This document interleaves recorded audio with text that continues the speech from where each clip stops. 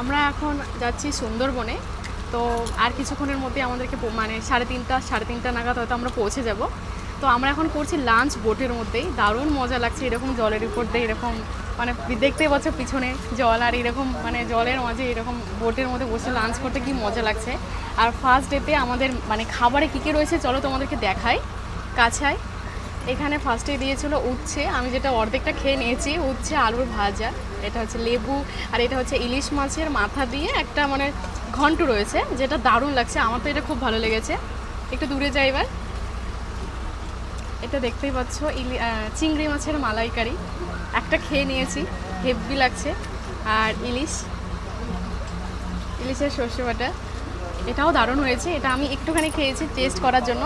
আর যে সঙ্গে একটু আগে পাঁপড় দিয়ে গেছে। এখনও আরেকটা জিনিস বাকি আছে, সেটা হচ্ছে চাটনি, আমের চাটনি। তো আমার প্লেটে এখনও জায়গায় নেই জন্য মানে আমি খেয়েই শেষ করতে পারিনি, তার জন্য আমি বললাম আমি একটু পরে নেব। তবে যেগুলো মানে আপাতত আমি খেলাম, দারুণ হয়েছে, দারুণ হেভি। মানে বলতে পারো সুন্দরবনে আসার এটা একটা মজা যে খাওয়ার, মানে আমি তো মেনলি খাওয়ার জন্যই আসছি, খেয়ে মজা।